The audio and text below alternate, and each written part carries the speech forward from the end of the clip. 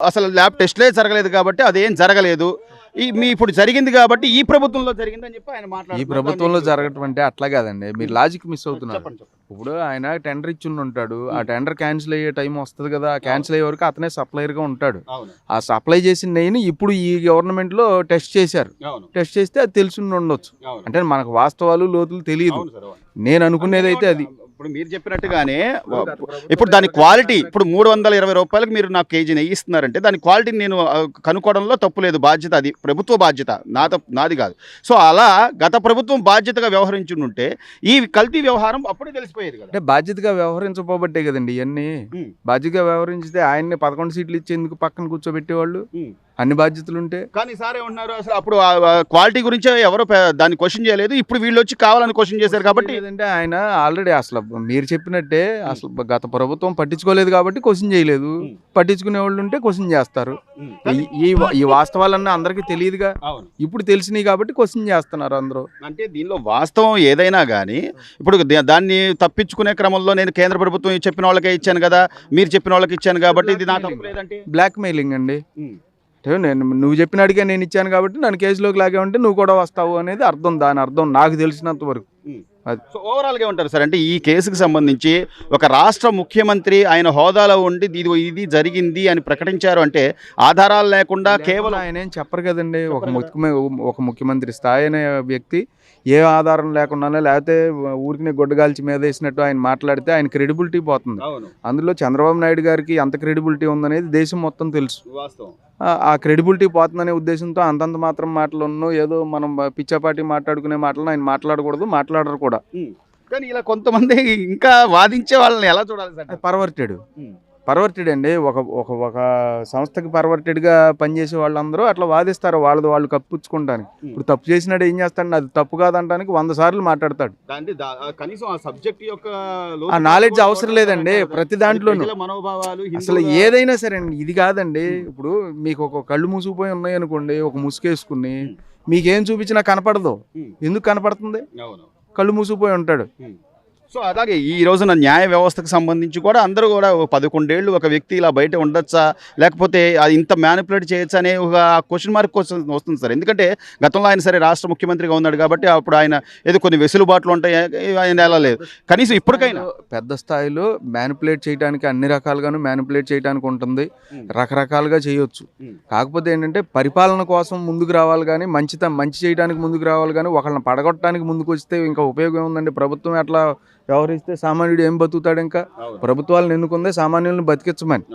సామాన్యుడు ఏం బతుకుతాడు? ఇంకా ప్రభుత్వం అట్లా పర్వర్టెడ్గా వ్యవహరిస్తూ ఉంటే. అందుకే ఆయనకి 11 సీట్లు ఇచ్చి పక్కన కూర్చోబెట్టింది.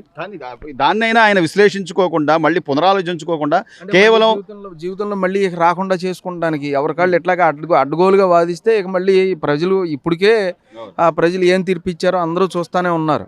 ఇప్పుడు ఆ తీర్పుని మీరు సాలిడ్గా నాకు ప్రజలు పూర్తిగా వ్యతిరేకంగా తీర్పు ఇచ్చారు కాబట్టి వీళ్ళని నాశనం చేయాలనే ఉద్దేశంతో పర్వర్టెడ్గా బిహేవ్ చేశారనుకోండి, మిగిలిన వాళ్ళందరూ కూడా ప్రజలు చూస్తూనే ఉంటారు. అందరూ మీడియాను ఫాలో అవుతున్నారు. ఇదివరకంటే ఇంత మీడియా ఇది లేకపోయి ఉండొచ్చు, సోషల్ మీడియా కానీ లేకపోతే ఛానల్స్ కానీ ఇదివరకు లేకపోయి ఉండొచ్చు. ఇప్పుడు వచ్చినవి అందరూ చూస్తూనే ఉంటారు, ప్రతిదీ అబ్జర్వ్ చేస్తూ ఉంటారు. అందుకే లాస్ట్ టైం కూడా పూర్తిగా వాళ్ళు కూడా వన్ సైడ్ 150 వచ్చినాయి కాబట్టి నాకు 90-100 సీట్లు అయినా గ్యారంటీగా వస్తాయి, ఒక 50 సీట్లు తగ్గినా అనుకున్నారు. కానీ ఇప్పుడు 161, 165 వీళ్ళకి ఇచ్చి కూర్చోబెడతారని వాళ్ళు ఆలోచించాల. అది ఏంటి సైలెంట్ ఓటింగ్ అంటే అందరూ అబ్జర్వ్ చేసి ఏ టైంలో ఏం చేయాలో ఆ టైంలో అట్లా కరుగాల్చి వాత పెట్టినట్టు పెట్టారు.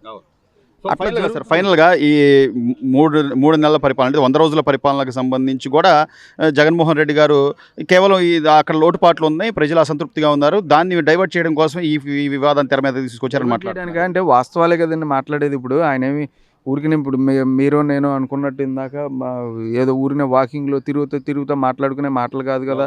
వాళ్ళు ఆల్రెడీ ఒక ఆథెంటికేటెడ్ రిపోర్ట్లు తీసుకున్నారు, ఒక ల్యాబ్కి పంపించారు, సెంట్రల్ గవర్నమెంట్ ల్యాబ్కి పంపించారు. ఆ ల్యాబ్ సర్టిఫై చేసిన దాన్నే ఆయన మాట్లాడుతున్నారు. ఆయన నోటికి ఏది వస్తే అది మాట్లాడలేదు కదా. ఒక సీఎం అవ్వకముందు కూడా ఆయన అయినా కానీ ఒక మనిషిగా ఆయనకు కూడా కొన్ని ఆలోచనలు హావభావాలు ఉంటాయి, కానీ అవి మాట్లాడలేదు కదా.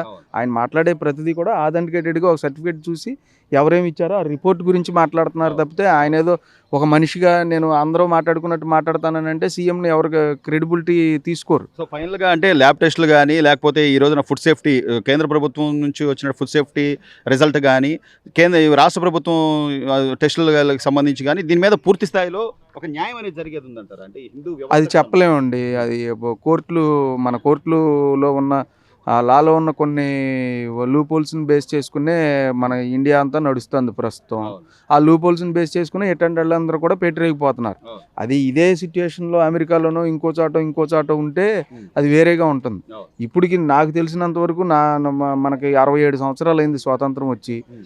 ఈ 67 సంవత్సరాల్లోనూ దాదాపుగా 90% పొలిటీషియన్స్ మీద కేసులు ఉన్నాయి. అవును.